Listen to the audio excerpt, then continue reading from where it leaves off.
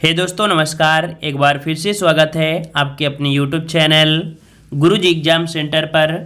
तो दोस्तों यहाँ पर फॉरेस्ट गार्ड की तैयारी चल रही है, जहाँ पर आपको सुबह 7:30 बजे हिंदी की क्लास और शाम को 7:30 बजे यूपीजी की क्लास होती है और रात 9:10 में आपकी क्लास होती है जो कि सामान्य अध्ययन की होती है। ये 3 क्लासें आपकी फिक्स हैं।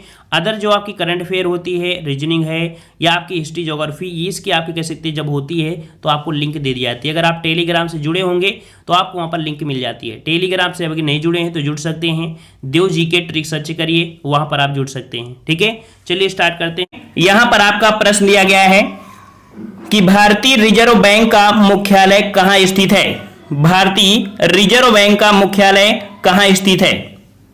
चलिए साथियों जवाब दीजिए फटाफट यहां पर।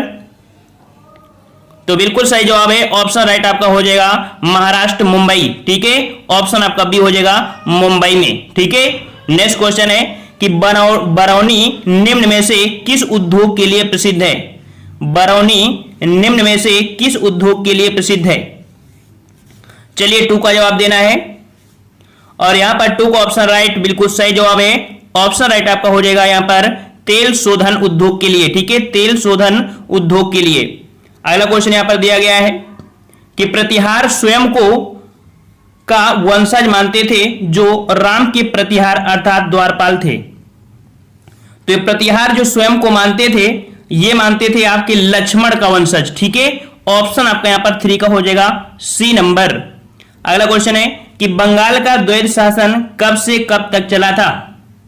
चलिए साथियों जवाब दीजिए 4 नंबर कि बंगाल का द्वैध शासन कब से कब तक चला।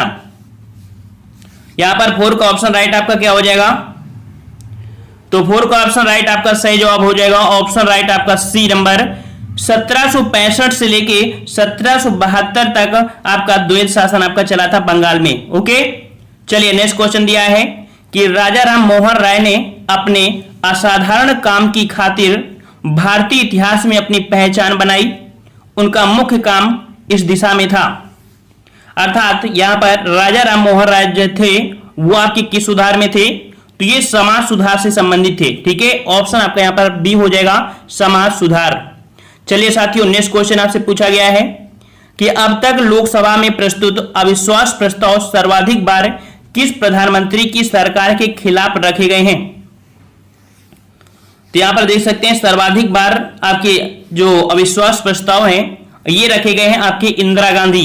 ऑप्शन आपका सी हो जाएगा इंदिरा गांधी सरकार। ठीक है, वैसे देखा जाए तो वर्तमान में भी काफी आपके 16 से ज्यादा प्रस्ताव आपके मोदी सरकार में रखे गए हैं, लेकिन पूर्णतः हुए नहीं है।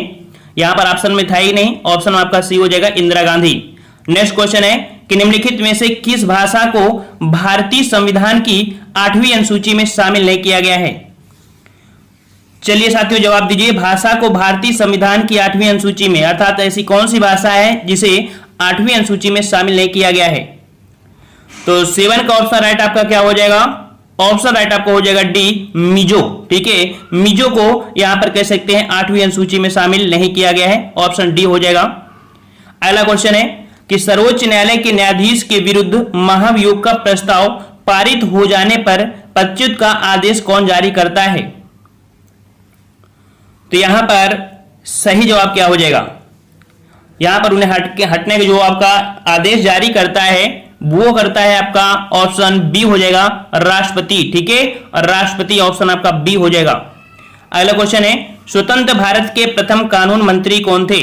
स्वतंत्र भारत के प्रथम कानून मंत्री कौन थे। 9 का जवाब देना है और 9 का ऑप्शन राइट आपका जवाब क्या हो जाएगा। बिल्कुल सही जवाब है, बिल्कुल सही जवाब है। ऑप्शन आपका यहां पर ए हो जाएगा डॉक्टर बी आर अम्बेडकर। ठीक है, स्वतंत्र भारत के प्रथम कानून मंत्री कौन थे, तो आपके डॉक्टर बी आर अम्बेडकर थे। ऑप्शन आपका ए हो जाएगा। नेक्स्ट क्वेश्चन कि न्यायिक पुनरावलोकन का अधिकार किसे है। न्यायिक पुनरावलोकन का जो अधिकार है वो किसे दिया गया है।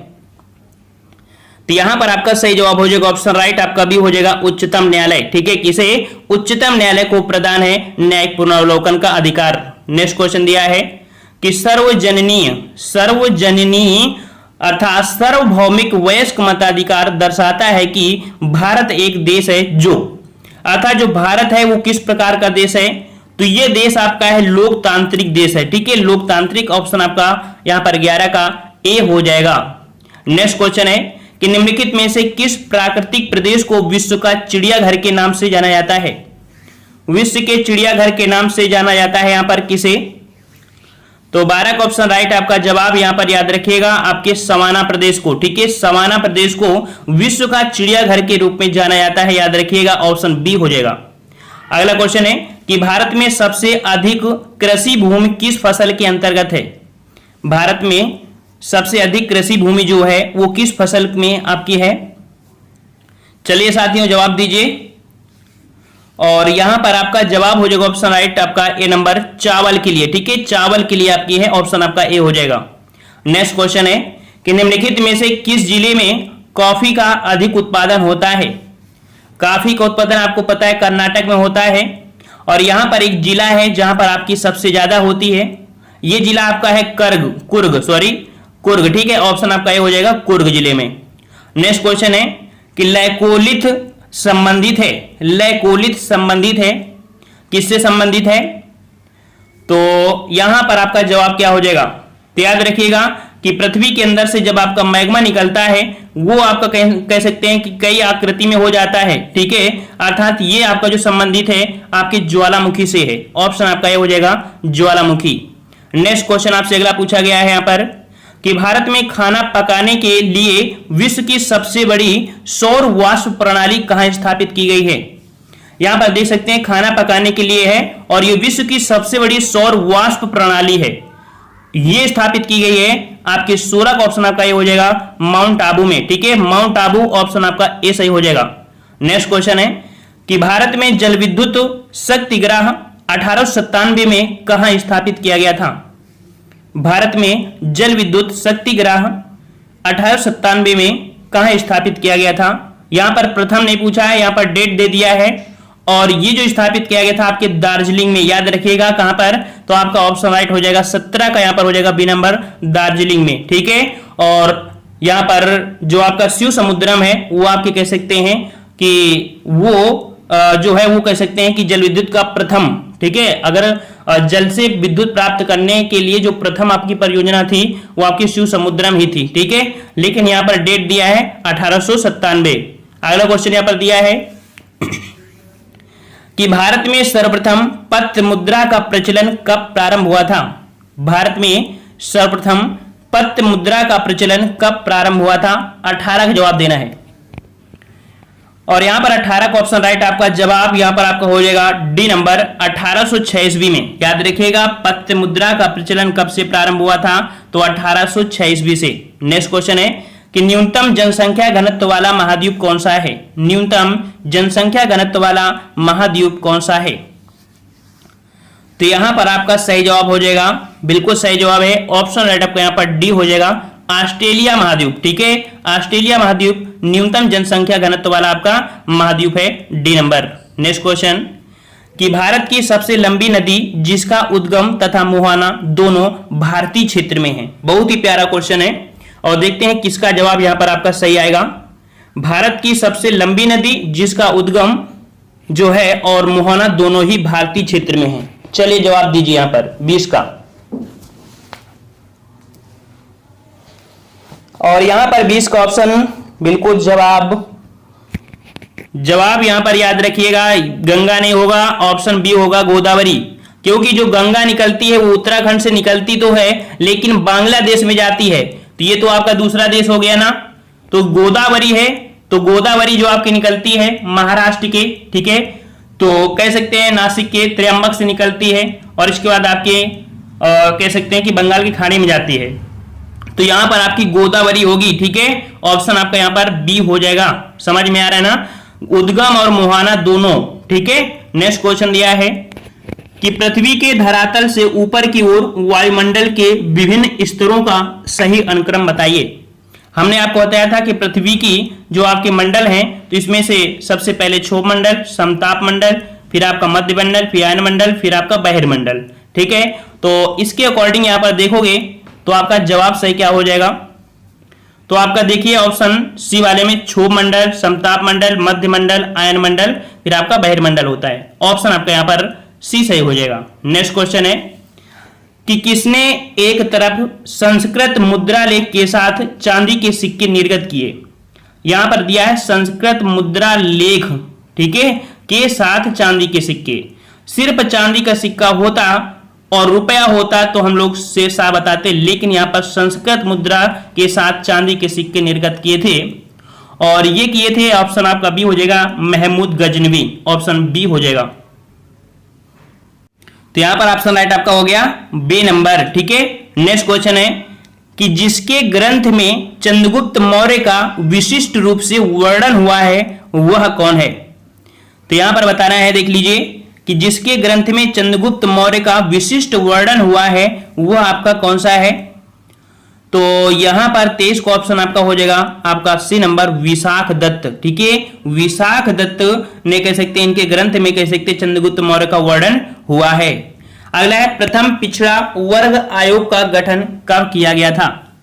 प्रथम पिछड़ा वर्ग आयोग का गठन कब किया गया था, 24 नंबर। और 24 का ऑप्शन राइट आपका जवाब यहां पर आपका याद रखिएगा, ऑप्शन सी हो जाएगा 1953 में, ठीक है। 24 का ऑप्शन सी हो जाएगा 1953 में प्रथम पिछड़ा वर्ग आयोग का गठन किया गया। नेक्स्ट क्वेश्चन है कि भारत में पोलो खेल का प्रचलन किया। बताना है भाई कि भारत में पोलो खेल का जो प्रचलन किया था वो किसने किया था। तो यहां पर आपका सही जवाब हो जाएगा ऑप्शन राइट आपका सी नंबर, तुर्कों, या कह सकते हैं कि जो फारस के लोग थे, फारस तुर्कों को बोलते थे उस समय, तो ऑप्शन आपका सी हो जाएगा, ठीक है। और यहां के बाद अर्थात यहां के बाद जो ये खेल गया था वो अंग्रेजों के बाद अर्थात इंग्लैंड में गया था। तो सबसे पहले आपका कहां, ऑप्शन सी हो जाएगा तुर्क, या अगर ऑप्शन में आपको फारस आता है तो फारस लगाएंगे। अगला क्वेश्चन है कि तीसरे आंग्ल मैसूर युद्ध को रोकने के लिए टीपू सुल्तान ने अंग्रेजों के साथ कौन सी संधि किया था। यहां पर देख सकते हैं युद्ध कौन है, तीसरा आंग्ल मैसूर युद्ध है। और इसमें टीपू सुल्तान ने जो संधि किया था ये किया था ऑप्शन बी, श्रीरंगपट्टनम की संधि, ठीक है, श्रीरंगपट्टनम की संधि। और यही एक कहा जाता है स्वतंत्रता का वृक्ष जो लगाया था कहां पर, तो श्रीरंगपट्टनम में ही लगाया था। तो ऑप्शन आपका बी हो जाएगा। अगला है कि मुगल स्थापत्य कला के संदर्भ में पिट्रा ड्यूरा का अर्थ क्या है।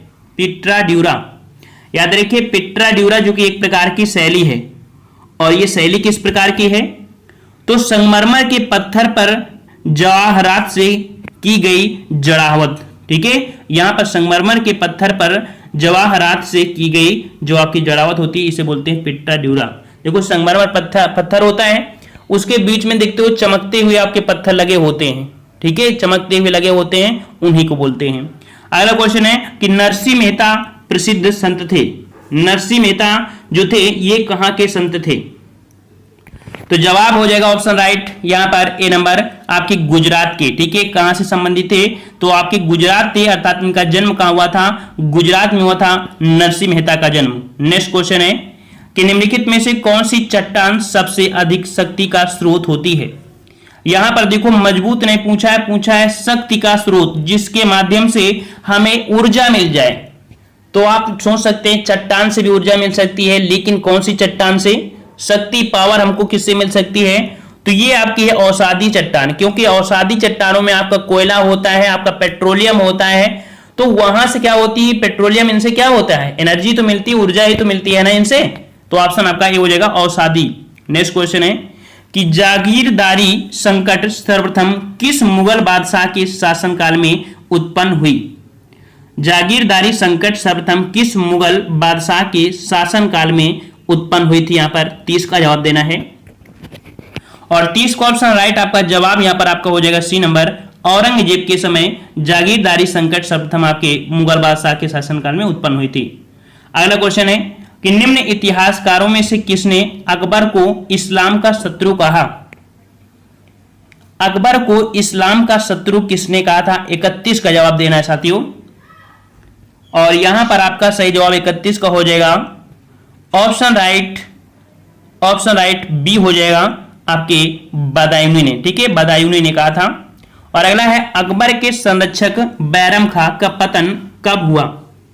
तो यहां पर बैरम खां जो थे इन्होंने ही कह सकते हैं अकबर को बड़ा किया है, कह सकते हैं उनके गुरु भी रहे, संरक्षक भी रहे, ठीक है, साथ पूरा रहा। लेकिन फिर भी कहीं ना कहीं बैरम खां के अंदर एक लालच हो गया। कब? जब यहां पर अकबर ने पूरा शासन संभाल लिया था, तो उन्होंने सोचा कि शायद ये हमको संभालने को मिलेगा, तो बैरम खां ने विद्रोह कर दिया था। तो इस कारण से बाद में क्या हुआ, अकबर ने बैरम खां को पराजित किया और इसके बाद बैरम खां जो थे वो मक्का जा रहे थे, तो रास्ते में इनकी मृत्यु हो गई थी, एक व्यक्ति ने मार दिया था। तो इस प्रकार से बैरम खां का जो पतन हुआ था वो किस ईस्वी में हुआ था? तो 32 का जवाब यहां पर आपका हो जाएगा सी नंबर, ठीक है, 1560 ईस्वी में।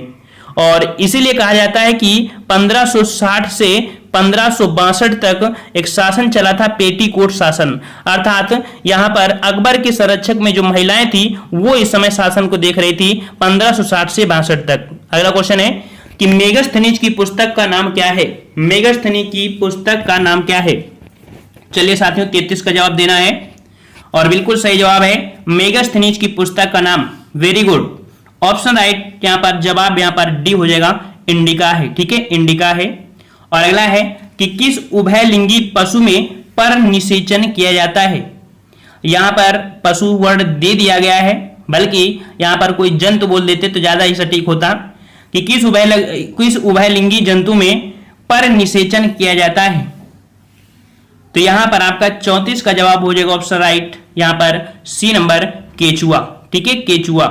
नेक्स्ट क्वेश्चन दिया है कि ब्लब्बर क्या है? ब्लब्बर क्या है? 35। तो ब्लब्बर क्या है? ये संघ वसा की परत है, ठीक है, ये क्या है? संघ वसा की परत है, ठीक है। नेक्स्ट क्वेश्चन दिया है कि चंगेज खान ने जलालुद्दीन का पीछा करते हुए किसके शासनकाल में भारत की सीमाओं पर आक्रमण किया था?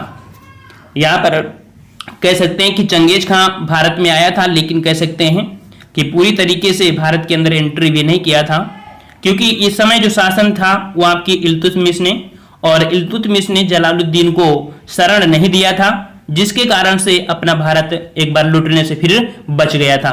तो ऑप्शन आपका बी हो जाएगा। नेक्स्ट क्वेश्चन है कि भारतीय प्रतीक का उत्कीर्ण जो कि सत्यमेव जयते लिया गया है, सत्यमेव जयते लिया गया है कहां से?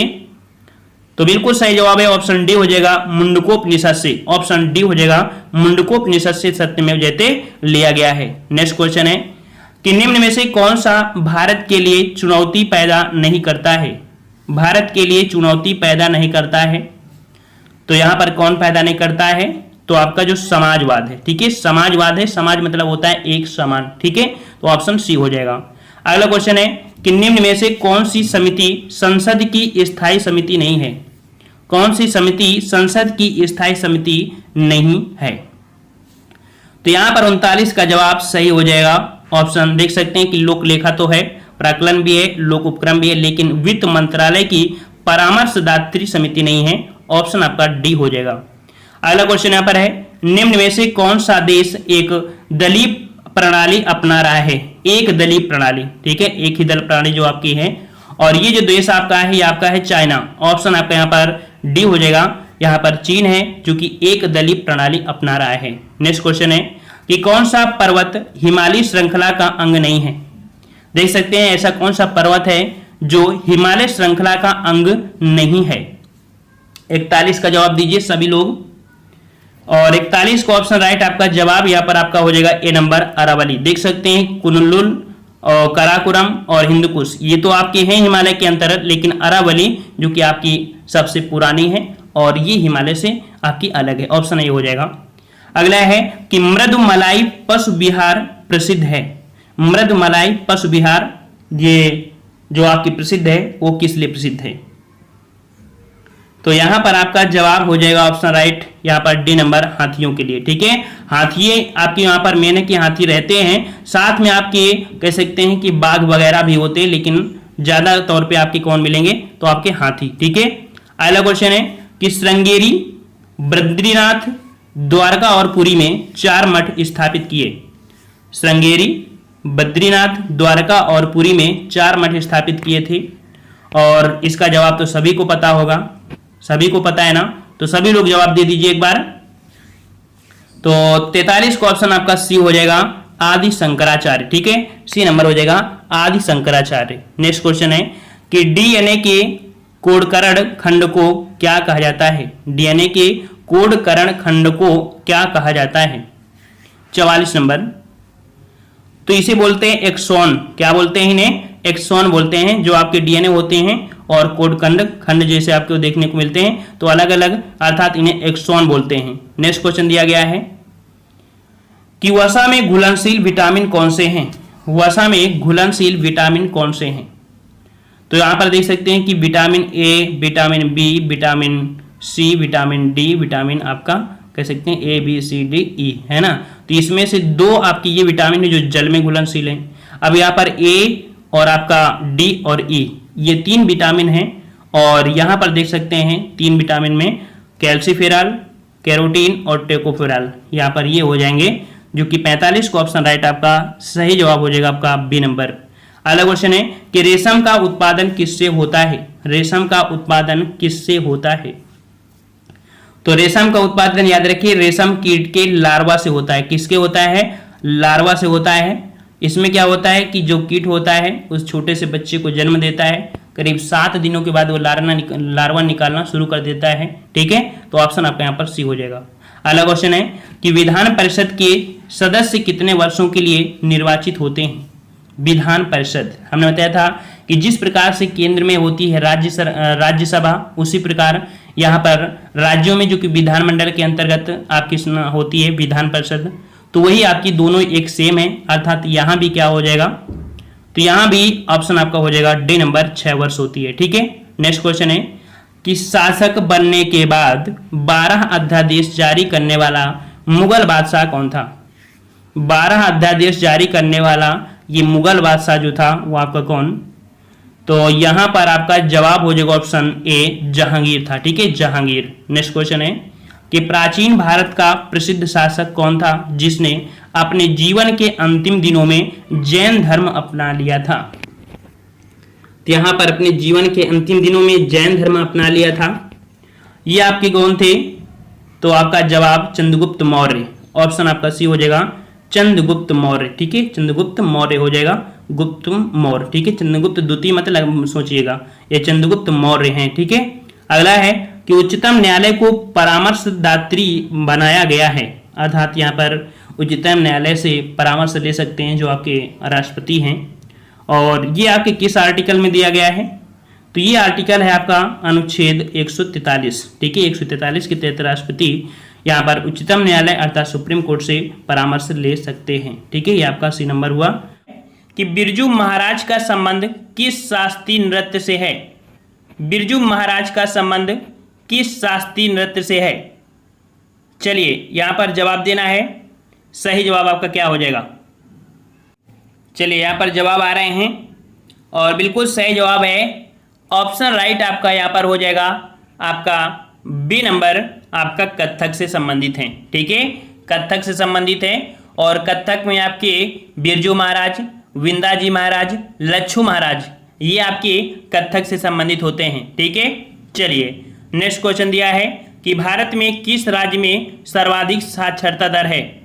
भारत में किस राज्य में सर्वाधिक साक्षरता दर है? सही जवाब क्या हो जाएगा आपका? चलिए जवाब दीजिए, फटाफट देना है यहाँ पर। और सर्वाधिक साक्षरता दर है आपके ऑप्शन ए हो जाएगा केरल में। ठीक है, केरल में आपकी कितनी है? तो आपकी 94% आपके है। वहीं पर देखा जाए तो जो मिजोरम आता है तो मिजोरम 91% और त्रिपुरा है आपका 88%। ठीक है, नेक्स्ट क्वेश्चन आपसे अगला पूछा गया है कि ब्रह्म समाज की स्थापना किसने की थी? चलिए काफ़ी अच्छे प्रश्न आपके हैं, और जितने लोग यहाँ पर नए जुड़ते जाएं सभी लोग वीडियो लाइक करें और चैनल को भी सब्सक्राइब कर लें। अगर आपको यूपीएसआई और लेखपाल की तैयारी करना है तो जरूर सब्सक्राइब करिएगा।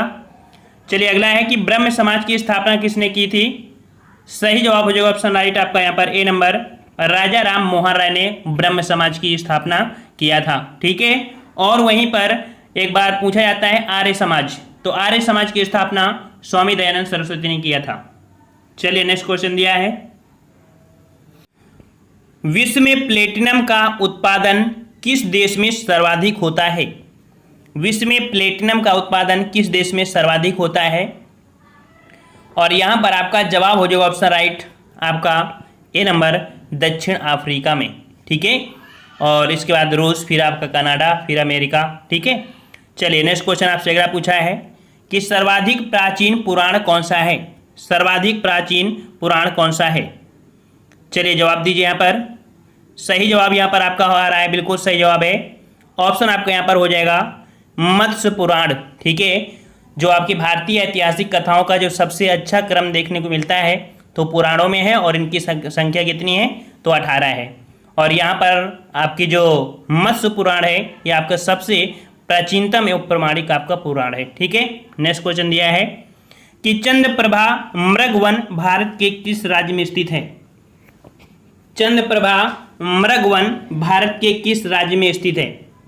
56 का जवाब देना है, और 56 का ऑप्शन राइट आपका जवाब यहाँ पर ये हो जाएगा आपके उत्तर प्रदेश में है, ठीक है। उत्तर प्रदेश में स्थित है।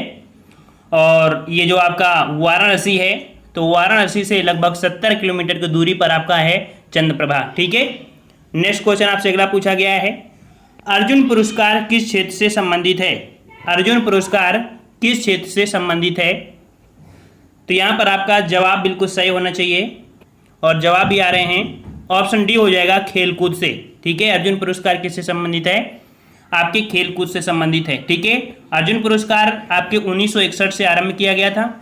इसमें 5 लाख रुपए नगद दिए जाते हैं, ठीक है। और प्रत्येक वर्ष अधिकतम 15 खिलाड़ियों को दिया जाता है। नेक्स्ट क्वेश्चन दिया है, भारत में भारत कोकिला के नाम से किसे जाना जाता है। भारत कोकिला के नाम से किसे जाना जाता है। सही जवाब यहाँ पर क्या हो जाएगा, तो सही जवाब हो जाएगा ऑप्शन राइट। भारत कोकिला आपकी हैं आपकी सरोजिनी नायडू, ठीक है। इन्हें नाइटिंगेल ऑफ इंडिया के नाम से जानते हैं। वहीं पर स्वर कोकिला के नाम से आपके लता मंगेशकर को जाना जाता है। लौह महिला के नाम से आपके इंदिरा गांधी को, और वहीं पर गोल्डन गर्ल के नाम से पीटी ऊषा को, या उड़न परी के नाम से पीटी ऊषा को जाना जाता है, ठीक है। चलिए नेक्स्ट क्वेश्चन है, भारत के प्रथम उपराष्ट्रपति कौन थे। भारत के प्रथम उपराष्ट्रपति कौन थे। सही जवाब यहां पर हो जाएगा option B doctor S Radhakrishnan, ठीक है। डॉक्टर एस राधाकृष्णन भारत के आपके प्रथम उपराष्ट्रपति थे, ठीक है। और नेक्स्ट क्वेश्चन दिया है, भारत के राष्ट्रपति अपना त्यागपत्र किसको संबोधित करते हैं। भारत के राष्ट्रपति अपना त्यागपत्र किसको संबोधित करते हैं। चलिए यहाँ पर जवाब क्या हो जाएगा, तो ऑप्शन राइट आपका यहाँ पर 60 का हो जाएगा, सी नंबर आपके उपराष्ट्रपति को करते हैं। सबका जवाब सही है, बिल्कुल सही है। चलिए अगला क्वेश्चन यहाँ पर दिया गया है कि हैजा रोग से शरीर का कौन सा अंग प्रभावित होता है। चलिए यहाँ पर जवाब देना है।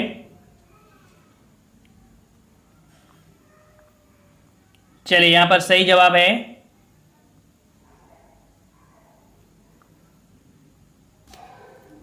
हैजा रोग से शरीर का कौन सा अंग प्रभावित होता है। यहाँ पर 61 का जवाब यहाँ पर सही हो जाएगा, ऑप्शन राइट यहाँ पर बी नंबर आंतें प्रभावित होती हैं, ठीक है। आंतें प्रभावित होती हैं। अगला क्वेश्चन है कि गोबर गैस में मुख्यतः कौन सी गैस होती है। गोबर गैस में मुख्यतः कौन सी गैस होती है। चलिए 62 का जवाब देना है, और गोबर गैस में मुख्यतः आपकी मीथेन गैस पाई जाती है, जो कि बिल्कुल सही जवाब आ रहा है। लगभग 75% आपकी मीथेन गैस पाई जाती है। नेक्स्ट क्वेश्चन है, कैलकुलेटर किस प्रकार की कंप्यूटर कार्य पद्धति पर कार्य करता है। कैलकुलेटर, जो कैलकुलेटर होता है ये डिजिटल कंप्यूटर की तरह कार्य करता है। ऑप्शन आपका सी हो जाएगा, डिजिटल कंप्यूटर। नेक्स्ट क्वेश्चन है, कितने माप से अधिक ध्वनि को शोर का नाम दिया जाता है। कितने माप से अधिक ध्वनि को शोर का नाम दिया जाता है, और ये आपका होता है 80 डेसिबल। याद रखिएगा कितना, 80 डेसिबल अगर हो जाता है तो उसे शोर का नाम दिया जाता है, ठीक है। अगला क्वेश्चन यहाँ पर आप पूछा गया है कि अंतर्राष्ट्रीय महिला दिवस कब मनाया जाता है।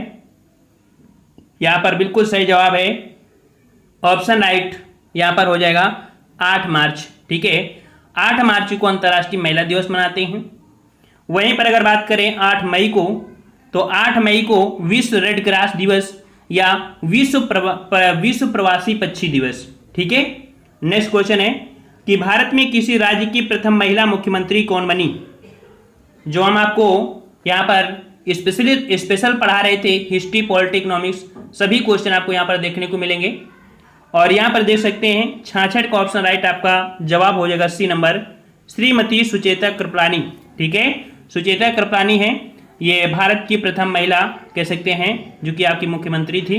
ठीक है। और वहीं पर फातिमा बीबी का नाम भी आपका आता है कि भारत की प्रथम महिला उच्चतम न्यायालय की न्यायाधीश कौन थी, तो आपकी फातिमा बीबी थी। नेक्स्ट क्वेश्चन है उत्तर प्रदेश राज्य का भारत में क्षेत्रफल की दृष्टि से कौन सा स्थान है। तो यहाँ पर देख सकते हैं क्षेत्रफल की दृष्टि से जो स्थान है वो आपका कौन सा है, तो ऑप्शन आपका डी हो जाएगा, चौथा स्थान है। ठीक है, चौथा स्थान है, याद रखिएगा। ठीक है। और अगला क्वेश्चन यहाँ पर है कि भारत की सड़क प्रणाली का विश्व में कौन सा स्थान है। भारत का सड़क प्रणाली में कौन सा स्थान है, तो यहाँ पर आपका जवाब हो जाएगा ऑप्शन ए, दूसरा स्थान है। ठीक है, दूसरा स्थान है। और पहला स्थान आपके है संयुक्त राज्य अमेरिका का। नेक्स्ट क्वेश्चन है निम्न में से किसने कभी भी भारत के उप प्रधानमंत्री के रूप में कार्य नहीं संभाला। यहाँ पर देख सकते हैं उप प्रधानमंत्री के रूप में कार्य नहीं संभाला, किसने नहीं संभाला है, तो यहाँ पर आपका सही जवाब हो जाएगा वीपी सिंह। याद रखिएगा कि वीपी सिंह स्वतंत्र भारत के 8वें प्रधानमंत्री थे। ठीक है। और ये जो उत्तर प्रदेश के मुख्यमंत्री भी रह चुके हैं और इन्होंने उप प्रधानमंत्री का कार्यभार नहीं संभाला। नेक्स्ट क्वेश्चन है कि किसी विधानसभा में भारत के संविधान के अनुसार कम से कम और अधिक से अधिक कितने सदस्य हो सकते हैं। तो यहाँ पर देख सकते हैं विधानसभा है और हमने आपको पढ़ाया भी था कि कम से कम और अधिक से अधिक कितने हो सकते हैं। तो कम से कम यहाँ पर आपके 60 और अधिक से अधिक आपके 500 हो सकते हैं। ऑप्शन आपका डी सही हो जाएगा। और अगला क्वेश्चन है कि निम्न में से कंप्यूटर नेटवर्क में क्या अद्वितीय नहीं होता है। क्या अद्वितीय नहीं होता है। 71 का जवाब यहाँ पर क्या होगा, और यहाँ पर आपका सही जवाब हो जाएगा 71 का आपका सी नंबर, वर्क ग्रुप का नाम। ठीक है, ये अद्वितीय आपका नहीं होता है। ठीक है। और जो आईपी है, आईपी एड्रेस, ये कंप्यूटर का नाम, दोनों ही अद्वितीय होते हैं। ठीक है।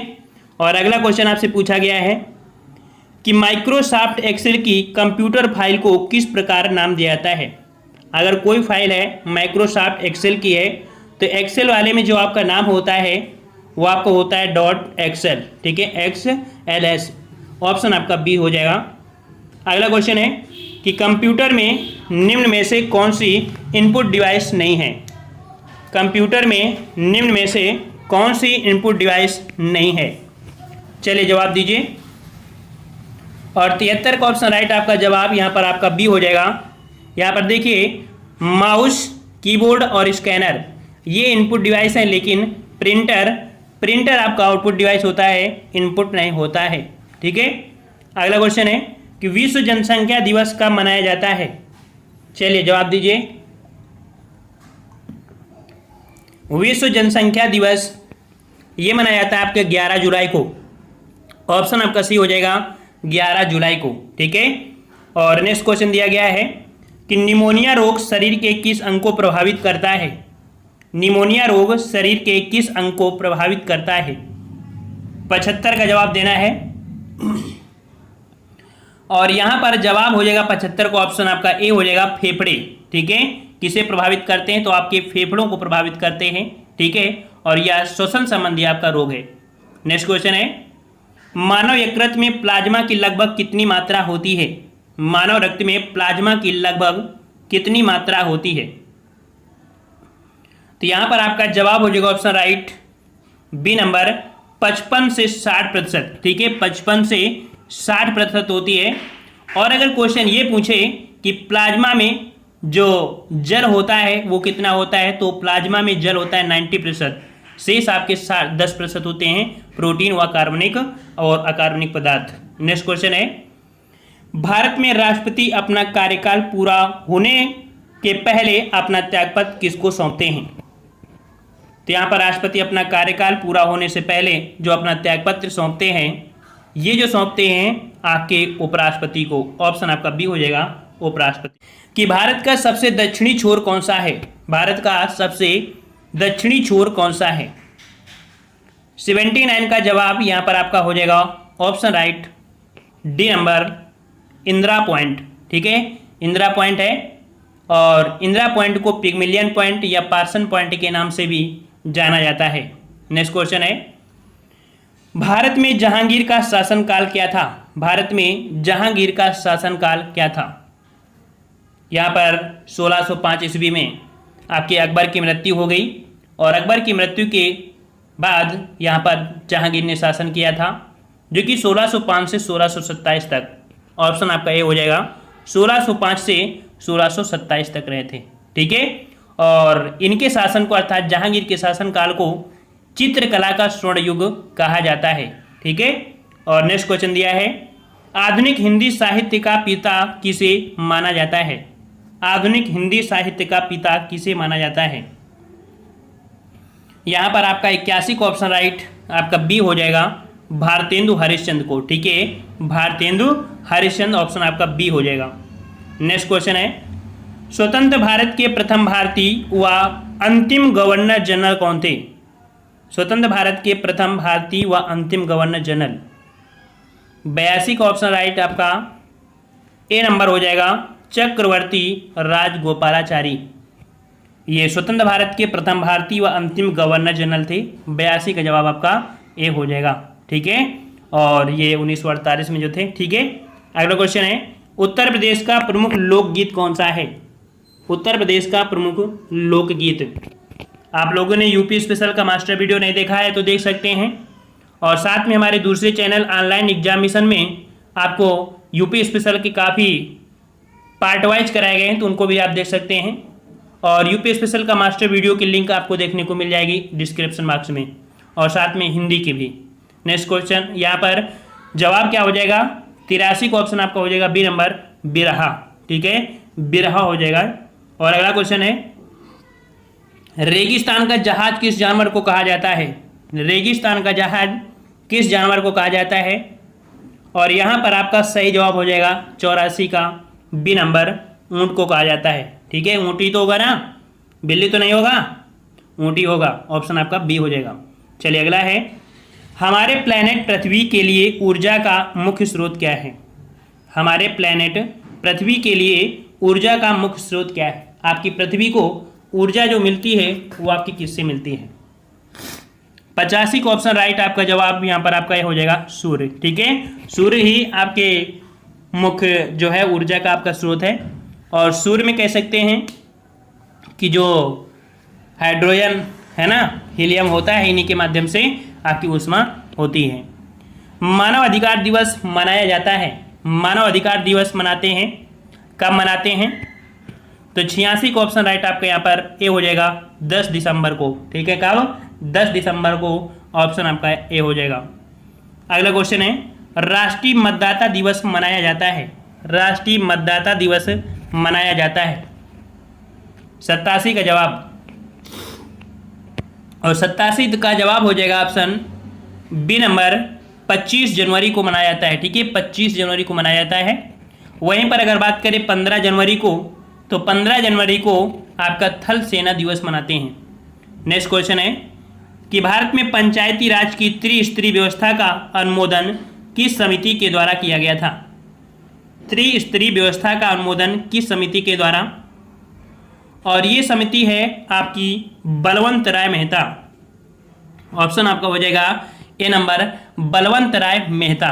ठीक है, और अगला क्वेश्चन यहाँ पर दिया है कि भारतीय संविधान के किस अनुच्छेद में चुनाव का उल्लेख किया गया है? चुनाव का उल्लेख किया गया है।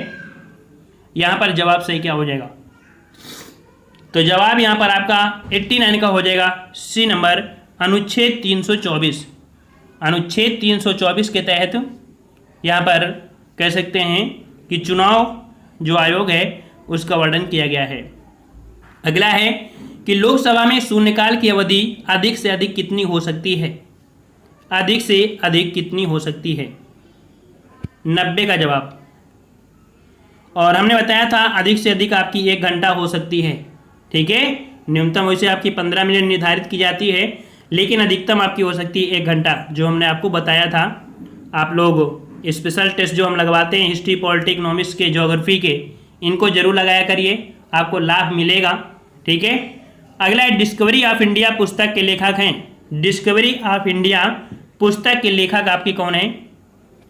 तो यहाँ पर आपका जवाब हो जाएगा ऑप्शन राइट आपका B number, Jawaharlal Nehru. Jawaharlal Nehru discovery of India के लेखक हैं, ठीक है। महात्मा गांधी की एक पुस्तक है यंग इंडिया, ठीक है, यंग इंडिया, जो कि काफ़ी प्रसिद्ध है। नेक्स्ट क्वेश्चन है, चिल्का झील स्थित है। चिल्का झील स्थित है कहाँ पर? तो चिल्का झील हो जाएगा ऑप्शन राइट आपका सी, आपके उड़ीसा में, ठीक है, उड़ीसा में आपकी स्थित है। और महानदी के मुहाने पर खारे पानी की ये लैगून झील है। लैगून मतलब होता है तटीय झील, ठीक है। और अगला क्वेश्चन है कि माई कंट्री माई लाइफ किसकी आत्मकथा है? माई कंट्री माई लाइफ किसकी आत्मकथा है? तो यहाँ पर आपका जवाब हो जाएगा ऑप्शन सी, लाल कृष्ण आडवाणी। लाल कृष्ण आडवाणी की आत्मकथा है। और अगला क्वेश्चन यहाँ पर दिया गया है कि ऐतिहासिक विक्टोरिया पार्क, जिसे अब जंग ए आज़ादी पार्क का नाम दिया है, ये कहाँ स्थित है? जंग ए आज़ादी पार्क, और ये है आपके ऑप्शन डी हो जाएगा, आपके मेरठ में स्थित है, ठीक है, मेरठ में स्थित है। नेक्स्ट क्वेश्चन दिया है कि 2 कांच के गिलास एक दूसरे से, अर्थात एक दूसरे के अंदर हैं, चिपक जाते हैं, उन्हें कैसे अलग किया जाए? तो यहाँ पर 95 का जवाब दीजिए। और इनके अलग करने के लिए मतलब कि इनको अलग करने के लिए अगर आप गर्म पानी का प्रयोग करते हैं तो आसानी से छूट जाएंगे। ऑप्शन सी हो जाएगा, बाहरी गिलास को गर्म पानी में डाल दें तो आपके यहाँ पर गिलास आपस में निकल जाएंगे। अगला, वह नदी कौन सी है जिसका उद्गम भारत में नहीं है? जिसका उद्गम भारत में नहीं है। तो यहाँ पर आपका जवाब सही क्या हो जाएगा? तो 96 का ऑप्शन राइट आपका जवाब यहाँ पर दे सकते हैं कि चिनाब, ब्यास, रावी। यहाँ पर सी नंबर, सतलज नदी। सतलज नदी ये दक्षिण पश्चिम तिब्बत में कह सकते हैं मानसरोवर झील के राकस ताल से निकलती है, ठीक है ना। और ये उत्तरी भारत में बहने वाली सदा नीर नदी है, ठीक है। और नेक्स्ट क्वेश्चन को आते हैं कि हाल ही में देश के पहले खादी माल की स्थापना किए जाने की घोषणा किस राज्य के द्वारा की गई? और एक खादी माल है आपके झारखंड, ठीक है, ऑप्शन सी हो जाएगा। अगला है, हाल ही में देश के किस राज्य द्वारा जुलाई में जनसंख्या स्थिरता पखवाड़े का आयोजन किया गया है?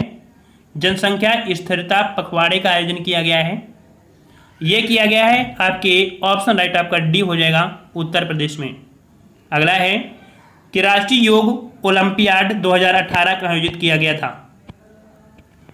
तो यहाँ पर 2018 में आयोजित किया गया था और कह सकते हैं राष्ट्रीय योग ओलंपियाड, ये आपके नई दिल्ली में, ठीक है, नई दिल्ली में। और अगला क्वेश्चन है कि उत्तर प्रदेश सरकार द्वारा संचालित सबरी संकल्प योजना संबंधित है। सबरी संकल्प योजना जो संबंधित है, ये आपकी किससे संबंधित है?